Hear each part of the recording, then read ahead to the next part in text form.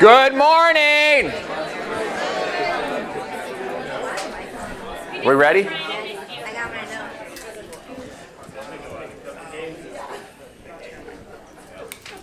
We still got to get more people to sales meeting. Did you guys not hear we had 9 panelists speaking on their incredible insights from Florida last week?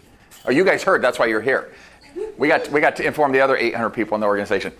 We're going to do a quick little video.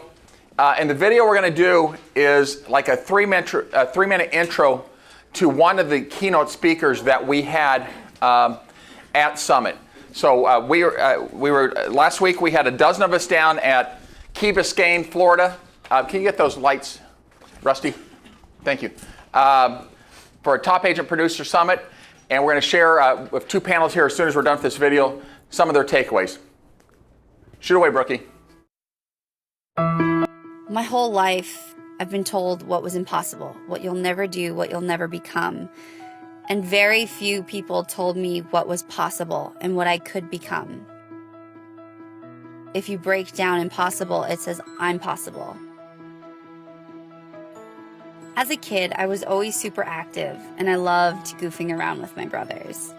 I'm a triplet, so there was definitely 3 times the trouble and 3 times the craziness.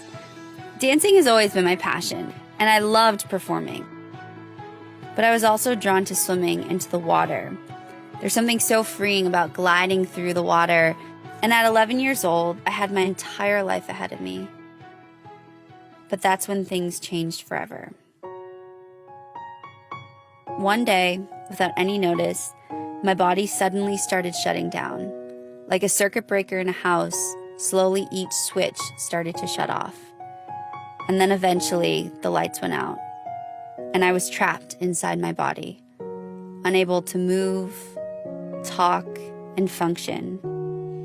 I was diagnosed with 2 rare autoimmune conditions, and there was little to no hope for recovery. But I felt the love of my family, and I could hear their words of encouragement and hope. Even though they couldn't hear me, I heard them.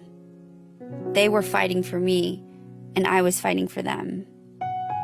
But there were days I would lose a lot of hope.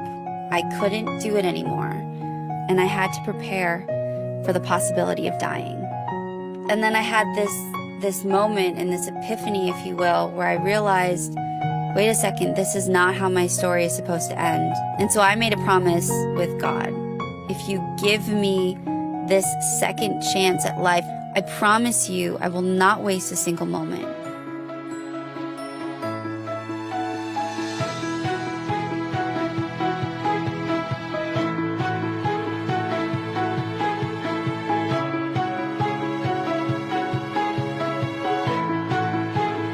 And from there, I knew I had to fan the flame. And I realized this is happening. This is actually happening. Winning gold and 3 silver medals at the Paralympic Games is something I'll never forget. But I knew deep down there was still more work I had to do.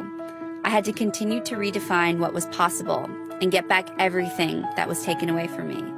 And the one thing that I had yet to conquer was walking and dancing. That was better! That was so much better! After spending 10 years in a wheelchair, there were days I would go to Project Walk, I would go to my training sessions, and I didn't know if I was possible. I'm possible.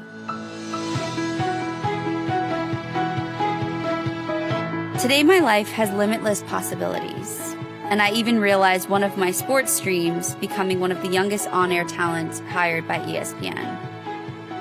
And today, I can say I've realized another dream. Being a contestant on Dancing with the Stars. I would never choose what happened to me, but I would never change it. I will use my voice to change the world. Spreading hope, spreading love, and spreading light. Because the world needs that. That's enough for me. That is what makes all of this worthwhile.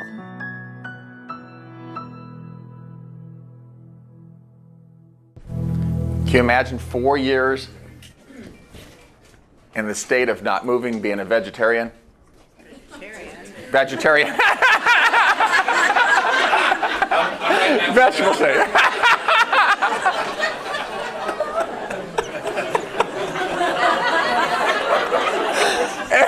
Shannon's sitting up front. In the vegetable shade. This guy. Can you put that in our contracts? That's all time. Congrats. Turn off the camera.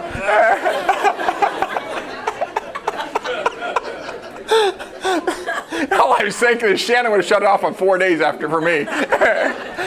Oh, God. We had, and our speaker is going to speak to this, an incredibly powerful couple days. As it started out, honestly, the first half day, I'm like, to the people that were with us in Vancouver last year for Summit, I'm like, this is not nearly as good. And I was very disappointed with the speakers we had. But then in the afternoon, with Alan Dalton and Chris Stewart, it's the best I've ever seen them speak. And then the following day, I think everybody would agree there was lots of emotions, lots of tears, two incredibly powerful speakers with unbelievable stories. So we're going to have 9 of the people, 2 panels, come up and talk about their top takeaways. The event next year, those of you who qualify, we really call everyone that's Chairman Circles out. And it's mainly Chairman Circle and President Circle people that attend this event. It's going to be in San Diego,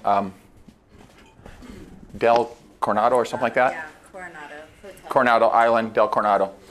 So it's a crazy, crazy, powerful event. And it's a great event, not just to come and get motivated and to celebrate, but also to network with each other. So our first 5 panelists, are you putting them up there? Is Rachel, Shannon, Stacy, Roxanne, and Ralph. First of all, first time summit for 2 of you. So we're going to start with the 2 of you. Stacy, can you walk through, I guess, the event itself, maybe? What was your thoughts of the event itself? Have you not been there before? And any thoughts that you have on it? Yeah, it was very eye-opening. It was very, I don't know, it's interesting to me to see agents from all over the country. Obviously, your top agents. It was, I don't know, I'm trying to think here. What did I think about in general? I was drunk a lot. Did you have a baby? No, I don't think so. She did tell us last night she was going to have a 5th baby. Her husband was tied, so we were trying to figure out how that was going to happen. Yeah, Roxanne and I had quite an event getting there. Yes. Yeah, I don't know. I mean, it was a very, very well done. I enjoyed it. Kind of cool. Ralph, your thoughts, being your first summit. Well, 3 quick takeaways. 1, Roxanne's fun to party with. This chick can drink. And Megan's a great travel buddy. We flew in together, and she showed me where all the restrooms were. She always had a bottle of water in her purse. She got me to my gate on time, so thank you. And then I met my new girlfriend. I think it's up here, isn't it? That we met, or is it out? It should be. Oh, I met this gal, and well, she's probably my future ex-wife. Where is she? She can't miss her. Where is she? There she is. She's right behind that. She's right behind that. Okay. All right. I guess not. There she is, right there. So she was dressed in all fur, with her white bangs, and she had a furry purse. And I asked her if I could pet her purse, and she said you could start there. So, true story. So I knew I was in the right place.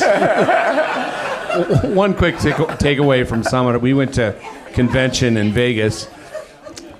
Summit's a lot smaller, so it's a lot more intimate. So you get to spend more time with people that I think you get more from it. So I enjoyed that smaller size, and it wasn't as hurried and as too many people. Although some gal did throw, or she said she did, a whole cup of coffee on me the very first day. It was an accident. She tripped. Yeah, really.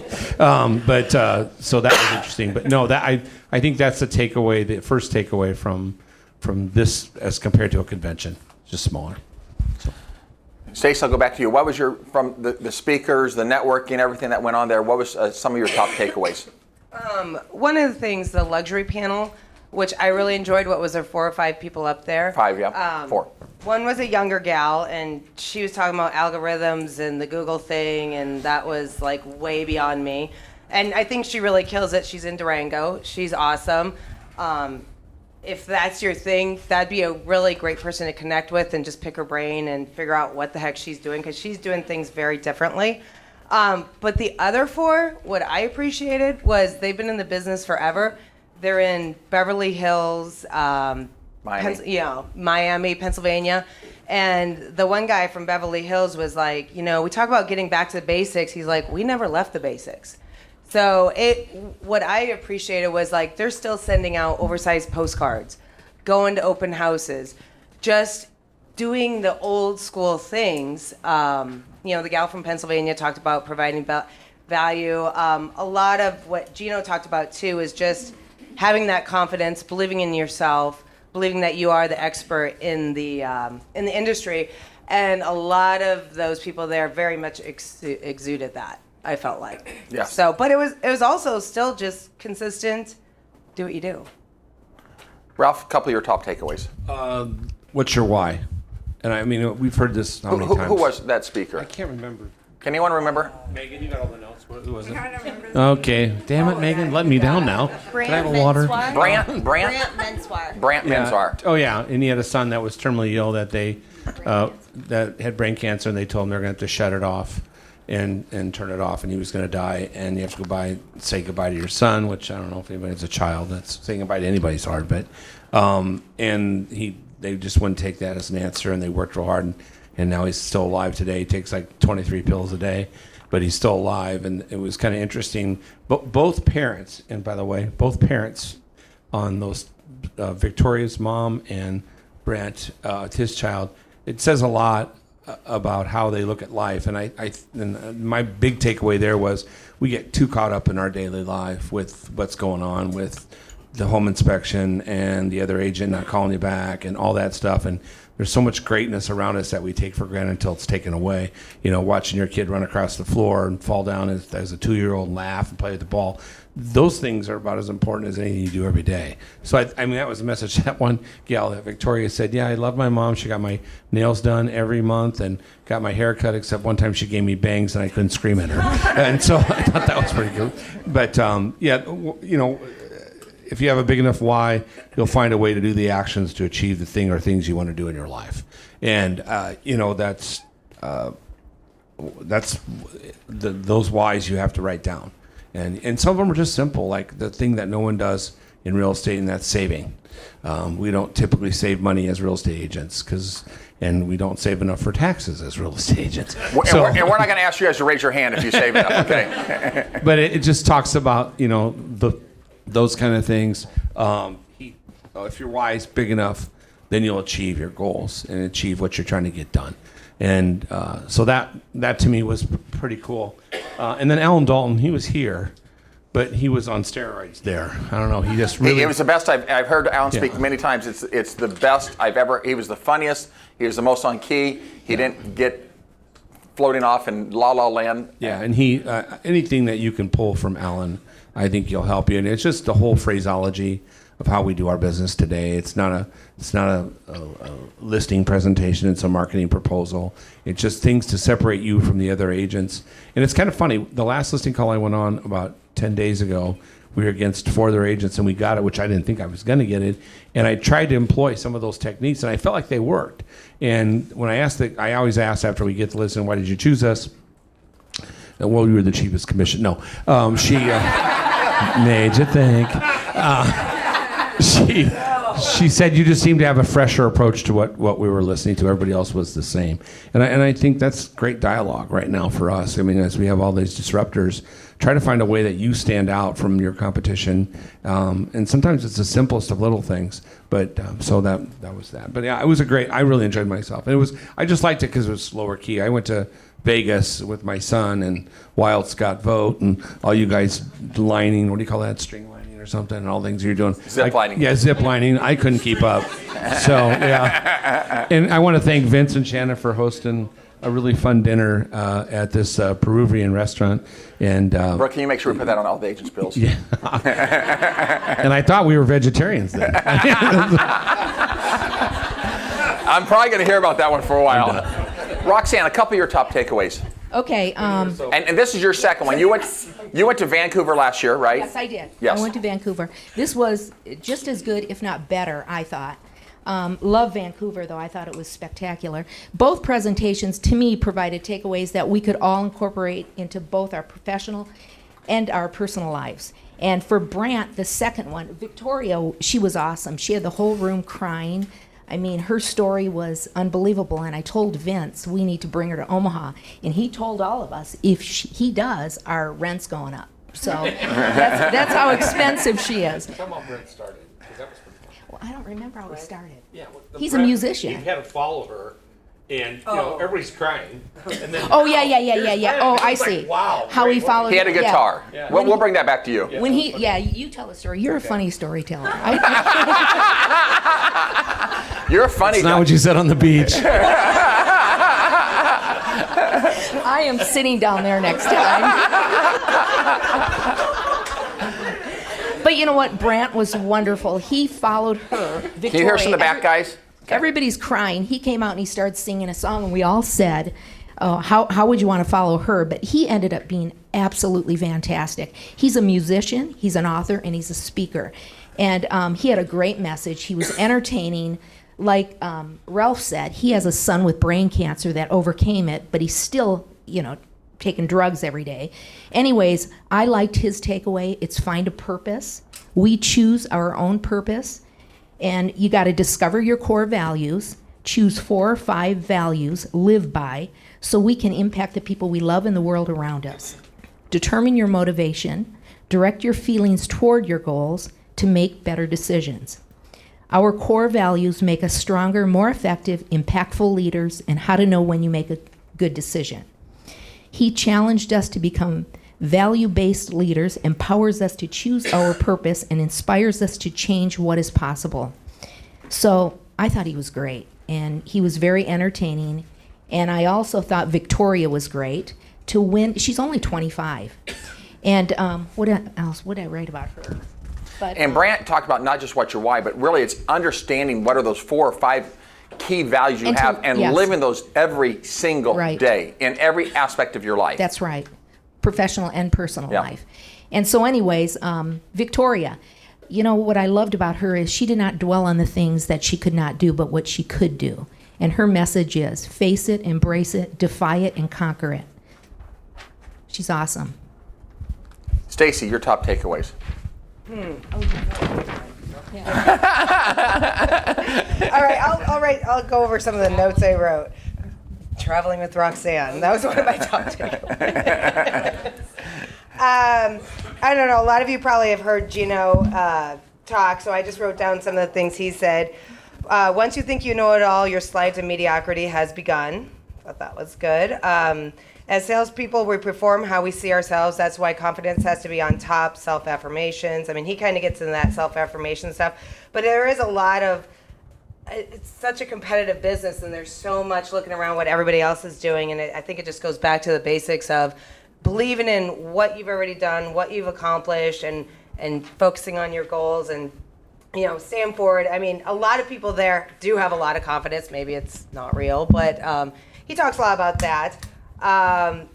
Casualness will create casualties, because I can tend to do that, get casual. So I thought that was really good.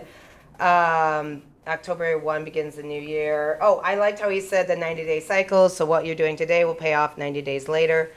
The key to victory is creating the right routine. So Gino talked about that. The other guy talked about that with the 4 or 5 core values, like choosing what your 5 values are. I think it was 5 or 4. He had 5. And then making all your decisions through that. So looking at them every single day, having them written down, and then when I make decisions, am I filtering my decisions through those? Did anybody write down what his 5 values were? ACDC? So- No, remember he said something about ACDC? It was, so he said, how do you find your 5 core values? He said, look at your favorites. So he gave the example of his favorite movie being Happy Gilmore, And then I didn't write how he tied all of these, but the values that he found that came out of that were hope, creativity, empathy, family, and authenticity. And so he said, look at your favorite songs, look at your favorite movies, and then describe why they're your favorites, and then you can pull your core values out of it that way. What was your top takeaways, Rachel? Well, obviously the speakers were amazing, but I feel like the networking was a huge part of it. We went on this amazing luxury home tour, and that was very inspiring. We saw a listing that was, 23 million? Yes. And so it was just, I think that they do a really good job of, I mean, you're in class from maybe 9 to 3, but then they also create other opportunities for you that inspire you. And so I just felt very inspired after going there and talking with other agents and finding out what they do. But, you know, also they put on a really nice dinner for us the last night. They basically turned the ballroom into a Miami nightclub. I mean, so I thought, you know, at our Rethink meeting, I guess I never knew this, but Summit is supposed to be kind of a celebration of the hard work tied along with also learning and growing. And so for me, the main takeaway I took out of it was to really work on your mindset, especially, you know, if we have a market that goes into a correction, just making sure that you're doing affirmations and you're watching videos that inspire you, you're looking at people that have overcome these major issues in your life, just to keep your mindset very powerful as we go through, you know, a correction in the market. Shannon.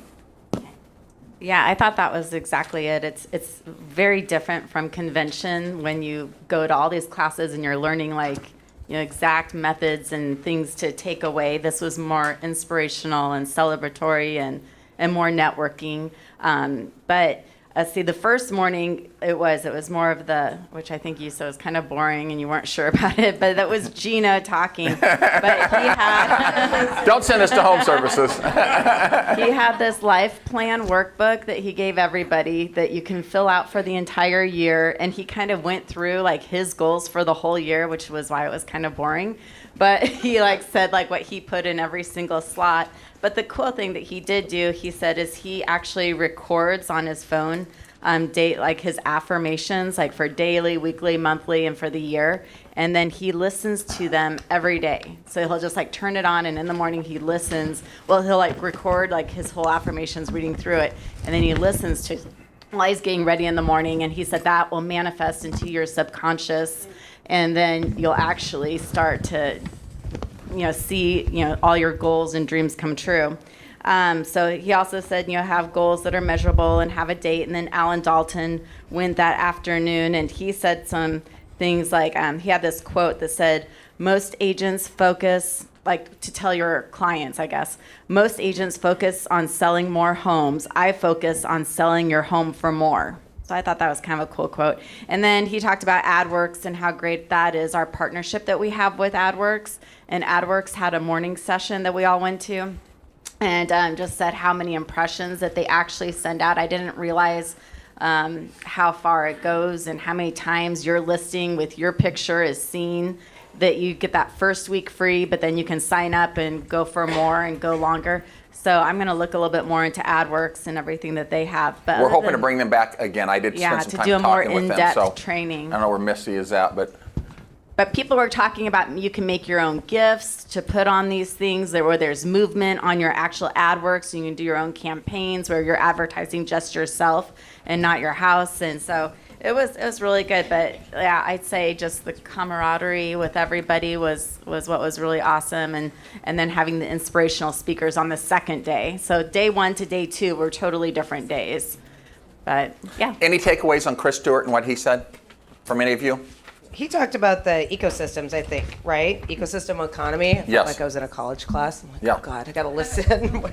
But it was really interesting just saying how, what did he say? Like a product turns into a service, and a service turns into a product. So that's kind of how our market is right now. That's the world we're living in. And so he turned that into how we're our own little ecosystems, and with our own like lenders, inspectors, trade people. A lot about, he brought up I think he brought up Southwest Airlines, or I wrote it down. I don't know, but his point was make it very convenient to work with you. So just talking about, again, going back to everything Vince has been talking about lately is going above and beyond for people and services, that kind of thing. Yeah. Oh, and that luxury, that Wall Street Journal link. Do you guys remember that? That was that'd be a nice little thing I gotta look that up.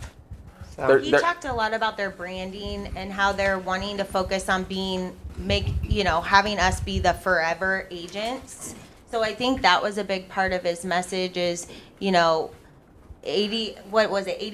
of people say they would work with you again. This is scary because this has got worse. So the last survey that came out supposedly last year, he's quoting is 88% of our clients say that they had a good experience with you and they would use you again. 12% do. So 7 out of 8 people, right? They come out of that, they're giddy, they like you, you've got a good relationship with them. Then we do an incredibly poor job of following up with them. And only 1 out of 8 people use us again. Now there's a lot of moving parts to this, right? Part of that is the technology world where people are going to Zillow and online leads and there's instant gratification. But a big part of that, we've got to look in the mirror. And it's because we're not doing a good enough job of setting expectations, of communicating the value that we have to our clients and staying in touch with them on a regular basis. So that was a scary thing. He then piggybacked that and said, and then that's where he talked again about, I don't remember, it might have been Southwest Airlines, but it was Coca-Cola. I remember past conversations I've had with him about Coca-Cola and Chevy and stuff like that, that it is 10 times, he exaggerated and then said 20 after that, but it's 10 times cheaper to maintain the loyal clients you have, the people you know, than to chase new business. And he says, so why are we always spending so much time, energy, and effort trying to get new business when we've got enough business probably in front of us with our sphere of influence if we would just properly work them and spend the time, energy, and effort on them that we need to, that it would yield us tenfold what chasing any new business would be. And so I thought that was a very interesting statistic that the largest companies in the world understand this concept, yet we can't seem to be able to wrap our arms around it. And the other thing was to do checkups. Like if anybody takes regular medicine knows that when your prescriptions expire, one way to get you back to the doctor, they won't renew them unless you've been to the doctor after a certain period of time. So they said that you should do that with your real estate clients. You should set up an annual visit with them. Just sit down and say, hey, this is what's going on. This is what the market's like. Are you planning any kind of a change? Are you planning any kind of a remodel? And kind of work through it with them. So they're saying, yeah, we're going to add on another whole wing and we're going to do this and that, but we hope we get that money back in a year. You're probably not going to. Don't do that. And so, and I thought that was kind of cool because if you meet with your clients on a regular basis, like once a year checkups, you're going to get that listing. Right, and they're going to get all their business. The analogy is, right, if we want to see ourselves as a professional, yet we rank so low. And this is part of the reason. You meet with your doctor once a year for a checkup. You meet with your financial advisor once. I mean, you should be, right? Well, we should also be meeting with them once a year. So, guys, any last moments before I get the next group up here? Any last takeaways? Anything that came out of the Rethink Council meeting we had the second day that you want to talk about?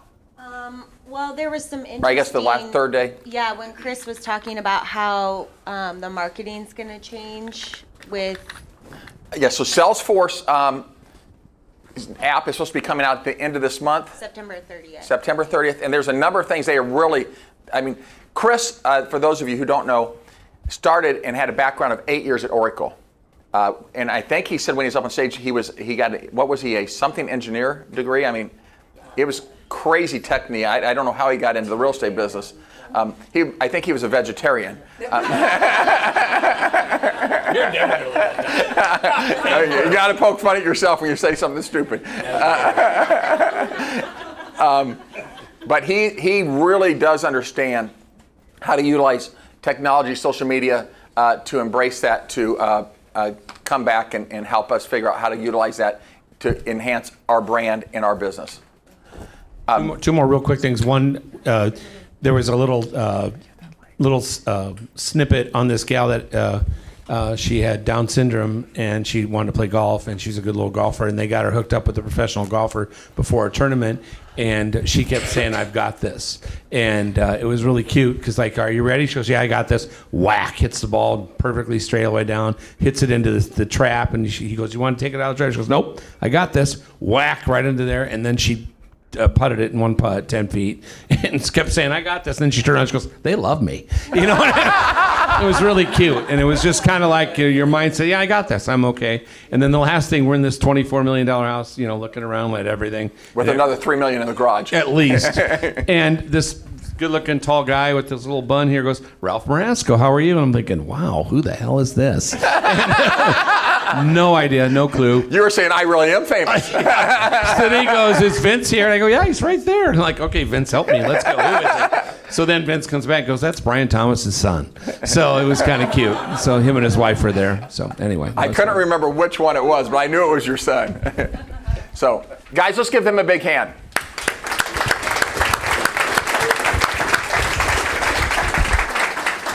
Thank you very much. Julie, Cindy, Megan, and Trina. So, first time? Yep. Julie, first time? Yep. What was your overall view of the event? You went to convention. So again, it's convention, just to put in perspective, had 6,000 people in Vegas.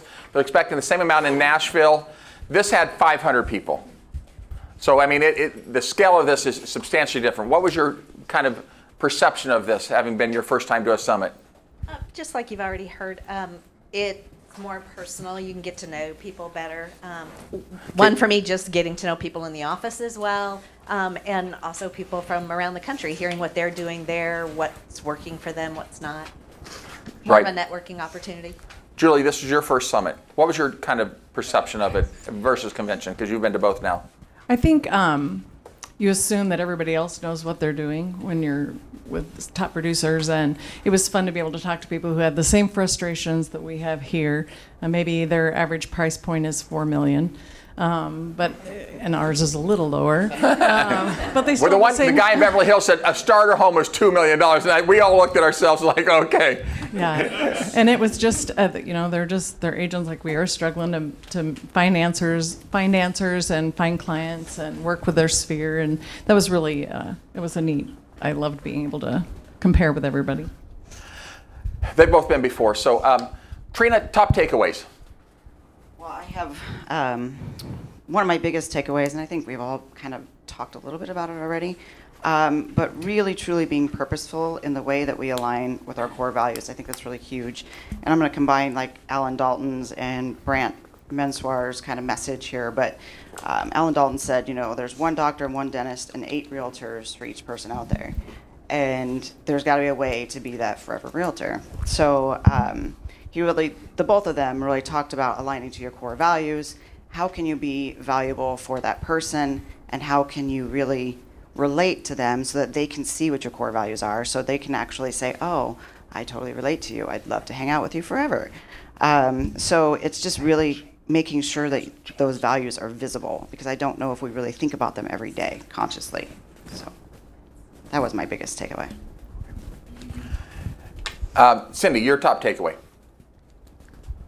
I went to a session that was early in the morning on Monday morning by Sherry Johnson, a coach. Yes. And she had some interesting things. Things like, instead of asking for someone's cell number, like if you do an open house sign-in, put on their text number. They perceive it as less intrusive, so they're more likely to give it because they think you're just going to text them. You're enrolling them in your exclusive buyer program when you're sending them houses. Things like, say to them, it's in their financial best interest to work with you. Sounds more impressive. Even little things like, I'm going to need a key. She goes, you'd be surprised. They get up, they go get your key, and they bring it back to you. Even though they haven't told you yet, they're going to list with you. Things like when a low offer comes in and they're offended by the offer. And she says, she looks at him and says, you know what I'm offended by?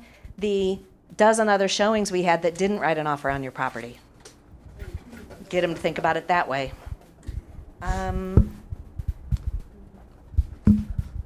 We'll circle back. Julie, top takeaways. She's a broker with another company, and I think she might have a book too. I really enjoyed her too. There were only a couple of us that went to that one, but because it was an optional one. But it was early in the morning. It was at 8 a.m. All four of us were there. just to maybe learn a little more from. She said some other verbiage is, we see it all the time. People begin to panic so fast, but if you can kind of break it down by saying, we see this all the time. Call your inspection or inspection resolution process so they know it could take some time to work through it. Isn't her biggest point on this? She's actually done a panel that I've been on before. It's about how we communicate a message to not make something that possibly is an issue become a bigger issue, but it's how do we communicate it to make this a calmer situation, to let them know we're going to get through this, don't worry about this. So that's the word she's trying to communicate in that message, right? To minimize and marginalize a situation, not ignite it. I know it's easy to, and it's, she's like, don't do that. Don't use my buyer, my seller, my transaction, make it about the buyer, the client, the seller. Radically differentiate yourself. People buy value, and that's what's going to be the biggest difference in the disruptors is they can make it convenient, and that's what we have to market ourselves against, is we have to make it convenient and provide value. If we can do those two things, that we'll be above the disruptors. Don't ever mirror clients' unreasonable plans. I thought this was interesting. Sandwich theory, good, bad, and then good again. So, for example, by setting a strategic price for your home, it will sell quickly, good. If it's priced too high, it may sit for a while, bad. Selling it quickly will get you to New Jersey to your grandkids quicker, good. So people love stories, and they want to follow through a story. So if you can put them in the story and have it be good, then the consequences, and then good again, you're going to keep them engaged, and they can see themselves in that process. When you're talking about, she was saying rip the Band-Aid off early. So paint the worst case scenario, like you could generally expect $2,500 in home repairs. And then when it only comes in at $1,000, they're like, oh, well, hey, they told me it could be $2,500. So your home could sit on the market for 2 months, and then when it sells in 3 weeks, it's a lot better scenario. Because there is so much competition, market yourselves as the authority in an area. Pick an area or a farm, and a lot of the luxury agents did this as well. Picked 25 to 3,000 home area, and then just honed in on it. They were the authority. They marketed it. They branded, they saturated it with themselves so that they became that authority.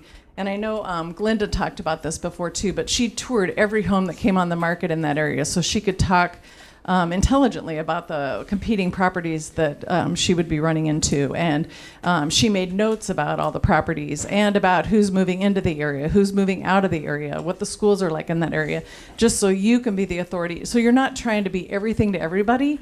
You can go deeper in one area and make more of a presence there. Now, you loved Chris Stewart. Did you have any? I love Chris Stewart. So we're sitting down at dinner the Tuesday night.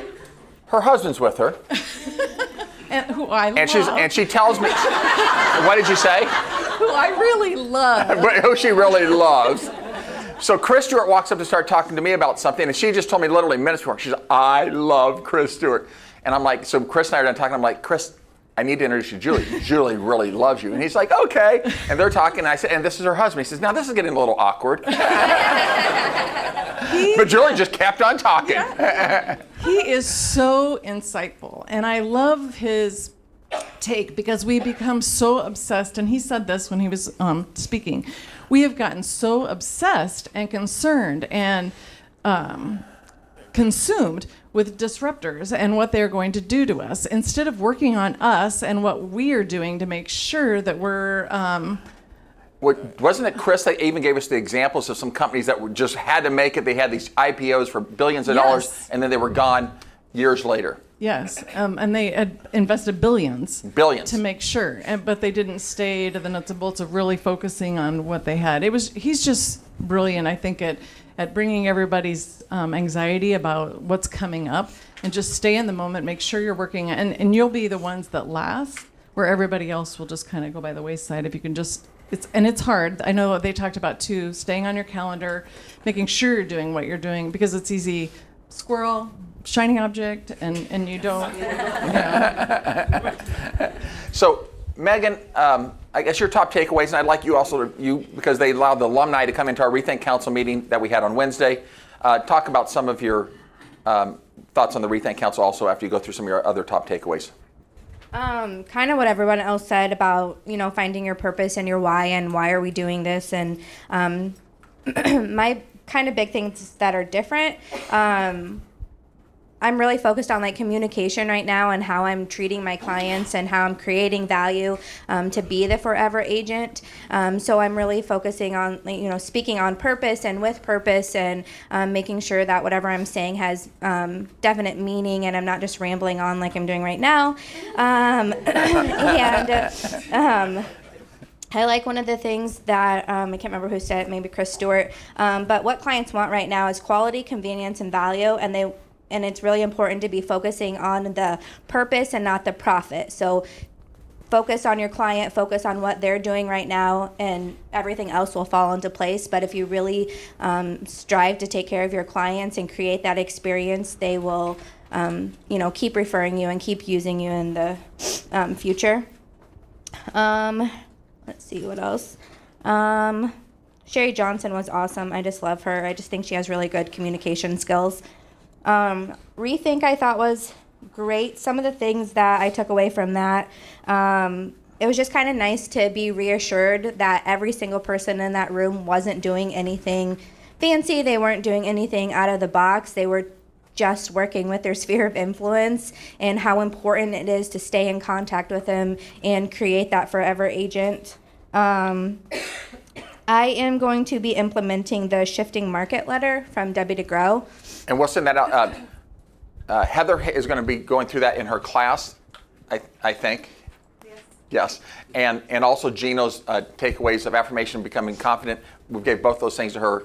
And when we're done here, I'm going to let Heather talk about it. But we had a lot of people talking about utilizing Debbie DeGroat's shifting markets letter. Yeah, I just think we need to get on top of it as we're entering into a potential correction. I just think we really need to be in the forefront of telling people what's going on and being the market expert so that when we are in the correction, you'll get hired over all the other agents that are, going to be out of the business because, they're not working their sphere and they're not working, with those clients. I think that's it, but that's different than what everyone else said. So, fine. Let's come this way down. Parting words. Any last thoughts on it? One of the things Chris Stewart was talking about was being that forever agent, and one of the things that hit me, several years ago, your insurance agent would hit you up that you need life insurance. Now they talk about working as your financial planner, helping you, and the life insurance is a tool, but the approach is hitting you up for your lifestyle and planning in the future, and that we should bill ourselves sort of as lifestyle. We're helping them achieve the lifestyle they want. And part of being that forever agent, like Ralph said, going back and doing that checkup with them and what do they want to do to their house and providing our value there as well. Trina, you went last year and this year. What was different and better about this year than last year? I think this year was a little bit closer. I think we were very close knitted. Just 12 of us went. We were able to really network with each other. Well, the weather kind of helped cooperate. Last year was Vancouver. And by the way, one of the things Gino and I did have a conversation is kind of the proof is in the pudding. Last year in Vancouver, 350 people went. This year in Key Biscayne, 600 people went, or 500 plus, almost 600 people. And so part of the conversation was you need to go to a place where the people can celebrate and can hang by the pool and do these type of things. It allows them to network and get together more often. I think the speakers last year too, they were really good. I mean, they talked about, different Your brain brain functions and different things like that, which was stuck with us. Obviously, we're still talking about it. But this year was really more about, how we are communicating with our clients. And I think, that 80 versus 12% is really huge. I think communicating with our clients is going to be the biggest and hugest thing that we need to do moving forward. Alan Dalton was just off the charts, like he was on fire. Sarcastic, hilarious. I live with sarcasm every day, so I think I really could relate to that really, really well. the things that he made me really think about was the verbiage that we use when we talk to our clients. Like, for an example, like we always talk about, well, I'm going to pull comps, for your listing, and we're going to see, how we compare to other houses.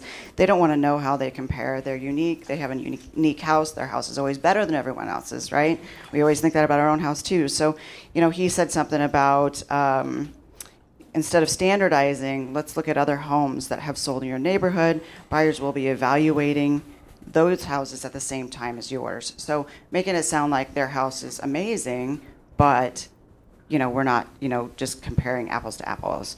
He also made a comment that don't say that their house is a beautiful home when you walk in the front door, which I thought was hilarious. I think I do it like probably 3/4 of the time. Oh. And he said any pizza boy can say that, so find something unique to say about their home that helps you stand out versus anybody else. So he had lots of little things like that he commented on, but he was pretty fabulous. So, Julie. You talked about it earlier with Southwest, and I thought this was interesting. Southwest partners with Hertz, so if you bring up one or the other, they come right in with it. Safeway and Chevron, it does that. And so they were also saying we should be partnering ourselves with vendors and providers that we like to work with. So when people bring them up, we come up as well. And you can do that with your social marketing and your Google and such. And AdWorks was huge. We really need to, and I hope we can get them here, because if we don't all, they made a point of saying, if we don't all start engaging, it will go away. And we don't want that, because it's really an amazing platform to be able to say that we have that available. The other thing I thought maybe, and I think I understood this right, that Berkshire Hathaway dominates over 70% of the entire market. That is huge. That's kind of correct, but it sounds good.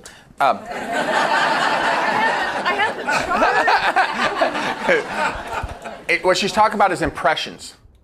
And they put up there Century 21 and Coldwell Banker and Remax and Keller Williams and all these things.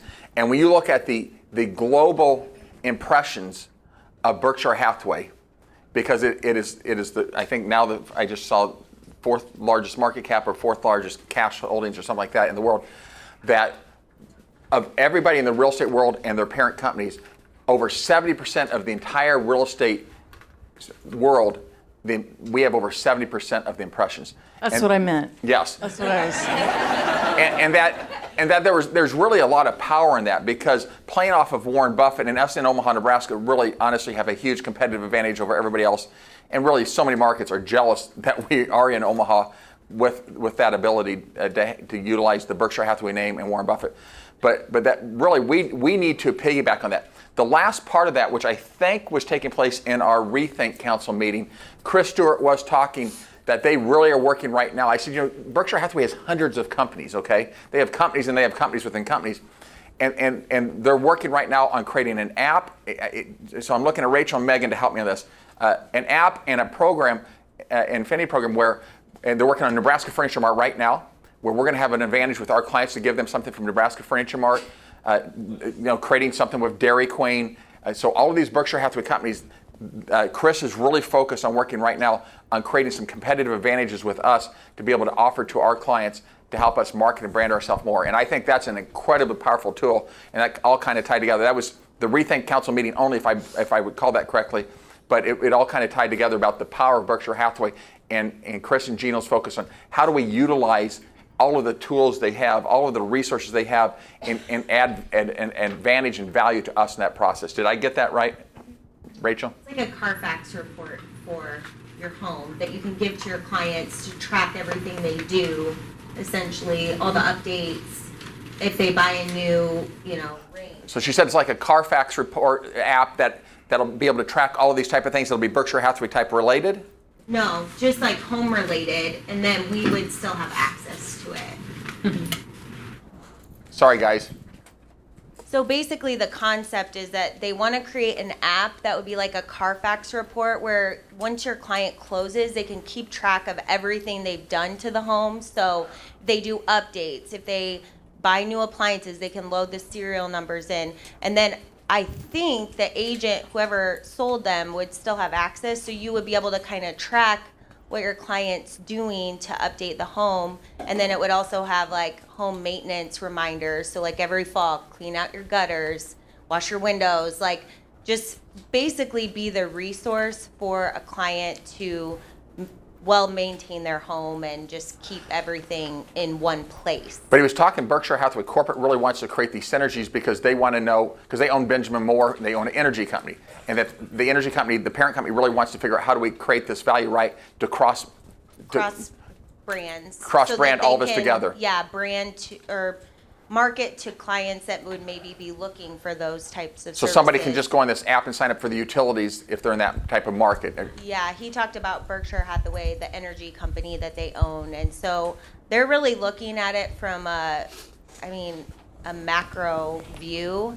And they're also, I felt like they're really good about researching what's going on in the market. Like he talked about how the consumer protection, how you will be able to turn off any, once you access a website, you're going to be able to know what information they're collecting from you and turn that off.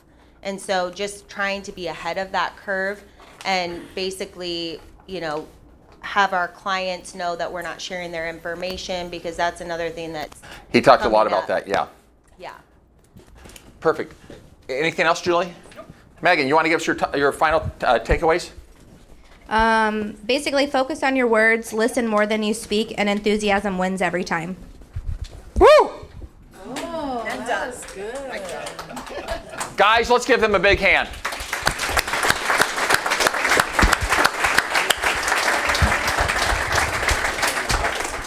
Couple things here as we wrap this up. And I said when you go to these things, take advantage of networking, be a sponge, learn from other people that are productive, but attend the classes, pay attention, learn something, walk out of there inspired, motivated, but better prepared to grow your business. And I don't care if it's convention, I don't care if it's a coaching program, I don't care what it is.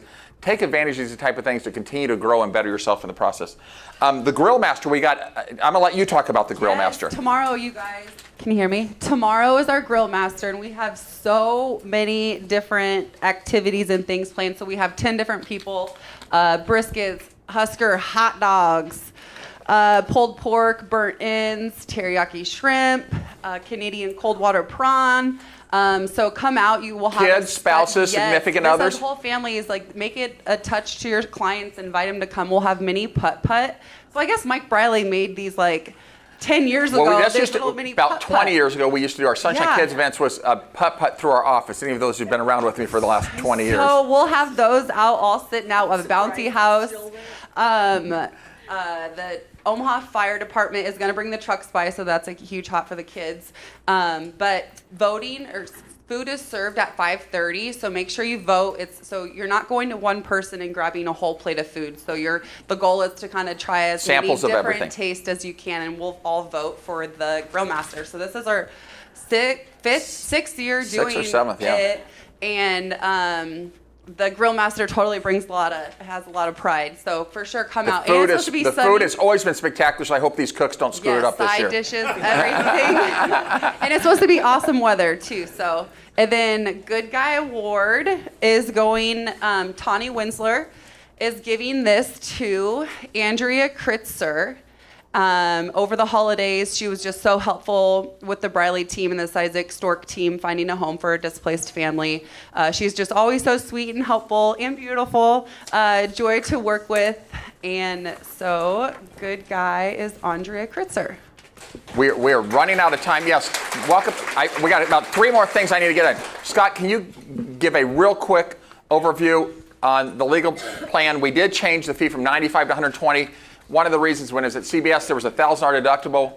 We've got a $2,500 deductible, but Scott, I'm going to let you talk about this. You're deeper in this than I am. The legal plan's starting up again. We did raise it to $120. There are many reasons behind that. One, we had to renegotiate with our attorney who does all that stuff.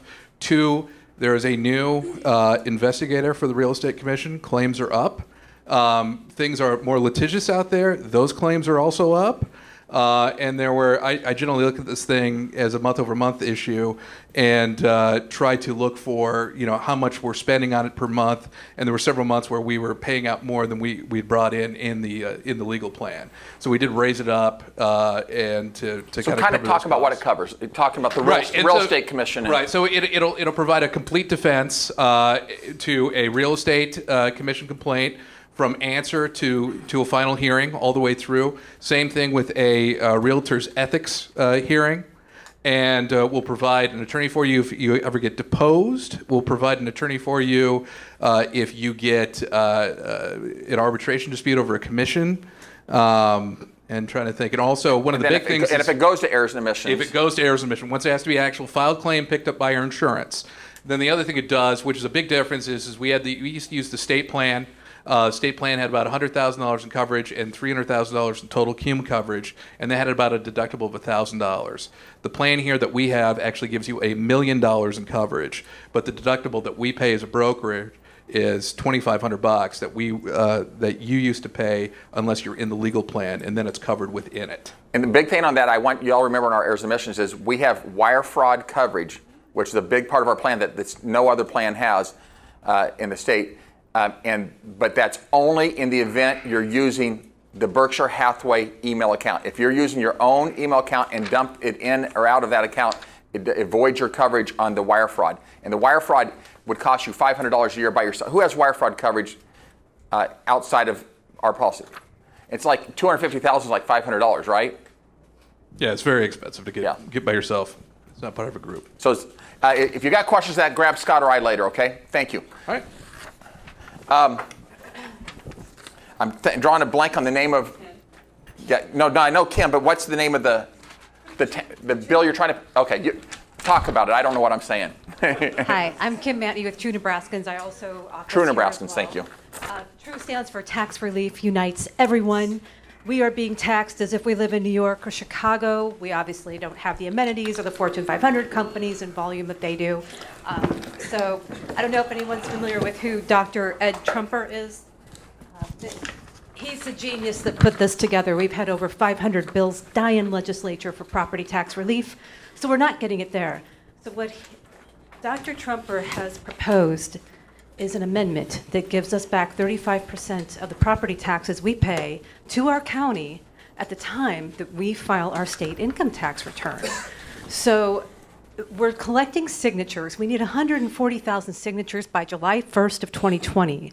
We're trying to get 160 in case they reject some of the signatures so that we're covered. Once this is on the ballot, we'll then begin getting the word out to the public. This is on the ballot, vote yes, so that you'll get the tax savings. Once you get once this gets voted in, it takes action in January of 2021.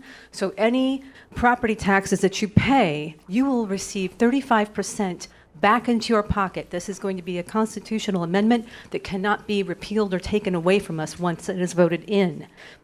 What we're proposing is that you pay your taxes in full as your county asks. That's going to fund your school, your fire, your police. Then at the time you file your Nebraska income state taxes, you're going to ask, say you paid 10 grand to the county. You say, give me back 3,500. If I owe you money, take 3,500 off the bill I owe, or if you're giving me a refund, add 3,500 to my refund amount. That leaves the state going, where are we going to stop spending because they need to, or how are we going to expand the tax base? How are we going to, they're reaching into the pockets of property owners almost exclusively for their money. It's a three-legged stool. You got the sales tax, the income tax. Those legs are similar. The property tax leg is incredibly long, and it needs to stop. They're giving tax breaks to their friends. Some of their corporate friends don't pay taxes that are for-profit entities, and they need to start paying. There's going to be no incentive to stop the tax breaks for their friends if they keep digging into our pockets. So what I'm asking everyone today... And then you'll be back there, right, yes, to answer more questions? I need your signatures, and I'm also asking for donations. If you have friends that you know that would want to hear about this, please let me know. If you want to become a petition volunteer and gather signatures, that'd be great. Thanks, Vince. Thank you. All right, seems like what I have, one last thing on my notes here. Kevin, Joe, real quick, talk about Buffini's class. That's going to be starting next week? Yep, so Buffini Pathway to Mastery, 9-week course. If any of you guys are interested, come see me. We've got, I think, 4 or 5 signed up. Optimally, I'd love to have 7 to 10 in the class. Again, I can give you any information. If you haven't been through one of the Buffini classes, either Peak Producers or Pathway, love to give you some insight. And you're welcome to come to class 1 when I do it to see if it's something that you might be interested in for the next time. The first class, just show up, and you don't have to pay anything, get any materials for, or anything like that. But if you are interested in taking the full 9 weeks, just come see me, and I'll help you get that taken care of. Thanks. Perfect. Is Kevin here? Trucks are wrapped this week. Yeah, they're going to start. Okay, yeah, trucks are getting wrapped this week. And after that, they'll be wrapped by the end of next week, all 3 of them. So Monday through Thursday, we're renting them out for a $50 flat rate fee. And then Friday through Sunday, a $60 flat rate fee. We're not charging mileage on this or nothing. Then the agent has the ability to put, it's wrapped. Berkshire Hathaway, the agent has the ability to put a magnet on the doors. Right, so the agent's going to have the ability to buy a magnet for both doors. And it'll be like 24 inches by 12 inches. Displays your name, your email address, your phone number, all your essential contact information. And we're going to get this out on the Facebook page to where you can get access to that. And then if you want to rent the trucks, email bhhstrucks@gmail.com. Our admin assistant will take care of you. She will email you all the pertinent information we need. It's a very easy, seamless process to pay, cash check, or credit cards we take. And again, this whole thought, when he came to me about this, he said, "Do you want to be a partner in this?" I said, "No. I'm not looking for more partnerships." But what I did is I loved the idea because it creates an additional concierge service, us to have the ability to offer this to our clients, for them to pay or us to pay. I see Joe back there. Joe, I think the Real Estate Commission meeting is this Thursday. I'm going to be heading down there talking about this social media thing, so we'll be following up on that because, we've had a lot of issues on Instagram, stuff like that. We need to get a little prepared for that because I'm supposed to send Greg Lemon some stuff in advance, so we'll be following up on that. Anything from the Real Estate Commission that stands out to you that you need to bring to our attention?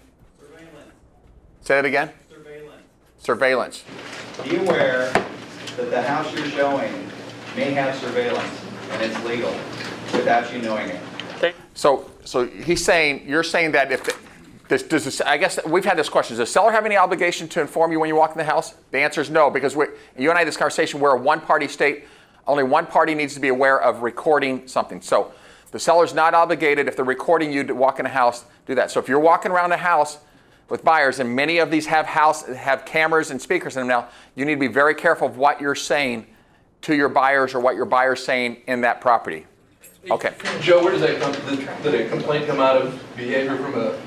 No, thankfully, but it's just a growing trend at Arello that we train our agents to be aware, to have their buyers be a little more stoic while going through houses, and stop taking pictures of funny things they see in listings and putting them on Facebook, because that's a problem way back. Last thing, guys, we're 10 minutes over. I apologize, but I hope the panel is worth it. Heather, you want to talk real quick? I was talking about the possibility of merging with Omaha's MLS, with Des Moines. They're just looking at all their options. Can you expand upon that? Meeting today for the primary and secondary members of the Iowa board.